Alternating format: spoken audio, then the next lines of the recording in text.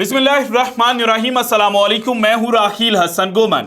नाज़रीन, ये तस्वीर जो आप देख रहे हैं ये एक यूट्यूब चैनल की है, पठान भाई रिएक्शन के नाम से, और बड़ा अच्छा कंटेंट कर रहे हैं, बड़ा मजाकिया किस्म का।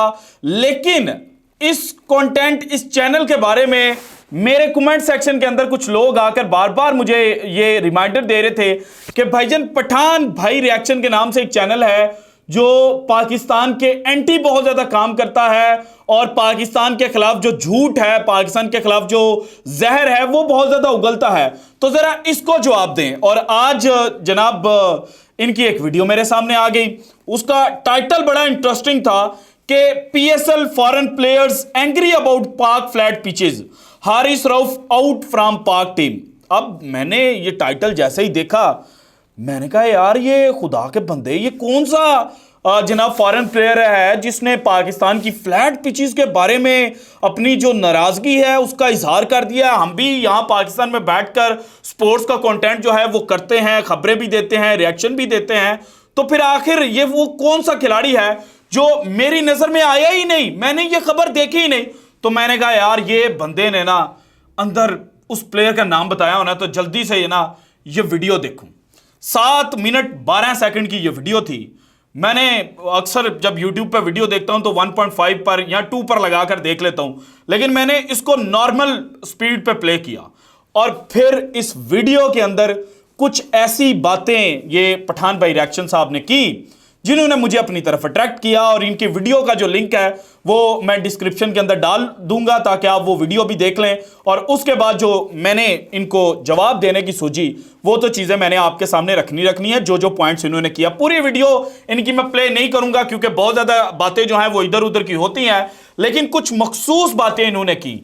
एक इन्होंने हारिस रऊफ के हवाले से की कि उसको मार पड़ रही है, और एक पाकिस्तानी चैनल का रिएक्शन उन्होंने चलाया। भाईजान, मैं आपके साथ 100% इस वक्त इत्तेफाक करता हूं, लफ्ज गलत निकला था, मैं आपके साथ इत्तेफाक करता हूं, आपके साथ ठीक हूं, और आपकी बात ठीक है कि पाकिस्तान का जो हारिस रऊफ है उसको फैंटी लग रही है और वो T20 वर्ल्ड कप की टीम से बाहर हो सकता है। हमारे पास कुछ नए लड़के आए हैं जो हारिस रऊफ की अगर यही फॉर्म रही तो जनाब हारिस रऊफ को वो रिप्लेस कर लेंगे।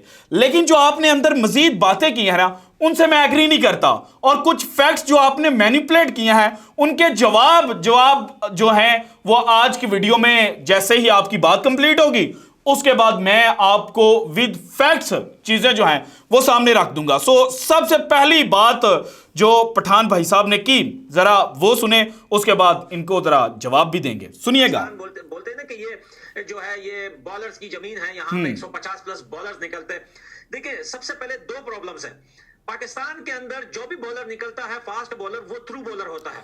पाकिस्तान के अंदर जो भी बॉलर निकलता है वो थ्रू बॉलर होता है, और सिंपल वर्ड्स में वो वट्टा बॉलर होता है। और उसके बाद इन्होंने शोएब अख्तर साहब की बात की। तो शोएब अख्तर के बारे में जनाब भारतीय क्रिकेटर्स माजी में क्या कुछ कह चुके हैं वो आप मुझसे बेहतर जानते हैं कि भारत का वो कौन कौन सा बैट्समैन था जो बड़ा बढ़ चढ़ कर मारता था, लेकिन शोएब अख्तर जैसे ही सामने आता था तो जनाब उसकी कांपे टांगना शुरू हो जाती थी। और अगर आपको नहीं याद तो पाकिस्तान के शाहिद खान अफरीदी ने एक बात की थी और इंडियन न्यूज़पेपर ने इसको छापा था, जिसमें जनाब शोएब अख्तर साहब ने कहा था, Sachin Tendulkar want accept he was scared of Shoaib Akhtar, Shahid Afridi defends 9-year-old claim. और 9-year-old क्लेम शाहिद अफरीदी की क्या थी? वो ये थी कि जनाब, मैंने खुद देखा कि जब शोएब अख्तर बॉलिंग के लिए आया तो सचिन तेंदुलकर की जो कांपें थी वो शेक कर रही थी, टांग रही थी। कांपे टांगना याद है ना पाकिस्तानियों को? तो ये सचिन तेंदुलकर के बारे में हो चुका है। और अगर आपको पाकिस्तानी जो बॉलर्स हैं वो इतने ही थ्रो और वट्टा बॉलर लगते हैं, तो जसप्रीत बुमराह ने अभी जो टेस्ट मैच के दौरान मैन ऑफ द मैच हासिल किया, सेकंड टेस्ट मैच था गालिबन, उस मैच के बाद उन्होंने क्या कहा कि उन्होंने वसीम अकरम और वकार यूनुस और जाहिर खान जो इंडियन बॉलर हैं, जबकि पहले दोनों पाकिस्तानी बॉलर हैं, उनको देखकर पहली जो डिलीवरी सीखी थी वो यॉर्कर डिलीवरी थी। ये आपके जसप्रीत बुमराह साहब ने कहा था, आपके नहीं है, लेकिन चूंकि आप उनकी मोहब्बत में उनके जनाब दरमियान बैठकर और उनके हक में बातें करते हैं और उनकी ऑडियंस को इंगेज करने के लिए एंटी पाकिस्तान कंटेंट करते हैं, तो इसलिए मैंने बेहतर समझा कि आपको बता दूं कि आपके जसप्रीत बुमराह साहब क्या कह चुके हैं।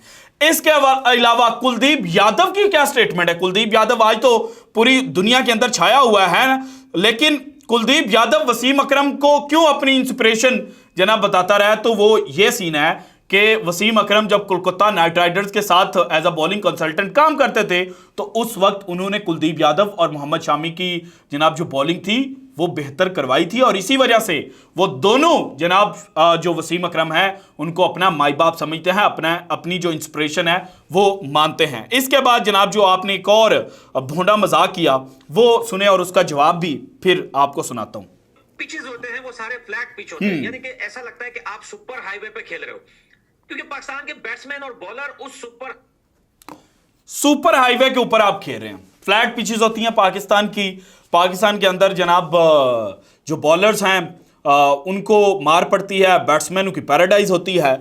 लेकिन अगर फैक्ट्स को देखा जाए और फैक्ट एक मैं आपके सामने रखूं जिसमें जनाब ये स्काई 247 एक वेबसाइट है, इन्होंने लियम लिविंगस्टन जो इंग्लिश हार्ड हिटर हैं उनके बारे में लिखा था, और ज़्यादा दूर की भी बात नहीं है, अभी आईपीएल 2023 की बात है, पिछले एक साल की बात है। इसमें उन्होंने कहा कि maximum pitches in India are flat and suited to batters, boundaries are also short in maximum grounds, hence a batter like Liam Livingstone will love to play and showcase his abilities against all opponents। ये मैं नहीं कह रहा, आपने तो अपने मुंह से जो अल्फाज आए बक दिए, लेकिन जो फैक्ट्स हैं वो कह रहे हैं कि जनाब भारत के अंदर फ्लैट पिचेस होती हैं, और अगर पीएसएल को आप रेट कर रहे हैं कि यहां पर फ्लैट पिचेस है, तो पिछले कुछ अरसे से फ्लैट पिचेस आ रही हैं इनिशियल मैचेस के अंदर, बाद में जाकर चीजें जो हैं वो दूसरी टर्न जो है वो भी ले लेती हैं। लेकिन अगर आप सिर्फ और सिर्फ पीएसएल को ही पकड़ें या ओवरऑल भी अगर देख लें, तो किसी भी क्रिकेट पंडित से, किसी भी क्रिकेटर से पूछे कि भाईजान वाइड बॉल फॉर्मेट के अंदर बैटर्स पैराडाइज कौन सी सरजमीन है, तो वो आंखें बंद करेगा और कहेगा कि जनाब पाकिस्तान के साथ जो मुल्क है, पाकिस्तान के ईस्ट में जो मुल्क है, हिंदुस्तान जिसको कहा जाता है, भारत के जो वजीर आजम मोदी साहब हैं उनकी जो सरजमीन है, वहां पर मुझे जनाब खिला दें और मैं वो ठोकूंगा, वो ठुकाई करूंगा। और जैसे ही टेस्ट मैचेस आएंगे तो वहां पर फिर आप गड्ढे खोदना शुरू कर देते हो, और इंडियन मीडिया खुद इस चीज का इतराफ करता है। बहरहाल आप चूंकि उनकी गोदी में बैठे हुए हो तो आप उस तरह से उनको नाराज तो नहीं कर सकते, आपने तो एंटी पाकिस्तान बात करनी है, फैक्ट्स को मैनिपुलेट करना है, पाकिस्तान का मजाक उड़ाना है, ताकि वहां से व्यूज आए, लाइक्स आए, शेयर आए। लेकिन हम जनाब अब आपको रोज आपकी जो वीडियो हुआ करेगी उस पर एक्सपोज क्या करेंगे। इसके बाद जनाब आपने एक और जो चवल मारी थी उस पर भी आप हमारा जरा जवाब सुन लें, उसके बाद आपको हम इजाजत भी दे देंगे। ये है जनाब तीसरी चवल। ये जो क्लिप आप लोगों को अभी मेरे साइड में चल रही है ना, हाँ। ये वो क्लिप है जो इनके पिच होते हैं ना, फ्लैट पिच है इनके। हम क्यों बोलते हैं कि ये भाई फ्लैट पिच है? आपको पता है कि इनके कई पिच जो है वो आईसीसी की तरफ से कई पिचेस पाकिस्तान की बैन की गई, और उसके बाद इन्होंने खुद ही करेक्शन कर दी कि नहीं वो मामला टल गया था और वो जनाब रेट कर दी गई थी, एवरेज पे आ गई या बिलो एवरेज पे आ गई। और पहले शाहनवाज हनी जो लास्ट कल मैच खेल रहे थे उसके दौरान बॉलिंग करते वो स्लिप हुए, तो इन्होंने कहा कि ये फ्लैट पिचेस की वजह से होता है, मार्बल के ऊपर आप चल रहे हैं और फर्श के ऊपर पानी गिरा हुआ, तो जो इस तरह से बंदा स्लिप हो जाता है उस तरह से होता है। तो भाईजान यारा ये आप आरसीबी की जर्सी में प्लेयर है, बॉल करते हुए गिरता है, ये मार्बल था, ये फ्लैट पिचेस की वजह से गिरा था। इसके बाद ये दूसरी पिक्चर, ये वीडियो, बल्कि ये जनाब थोड़ा सा दूर का एंगल है, और आप कहेंगे ये आईपीएल की नहीं है तो ये हार्दिक पांड्या को ले लें।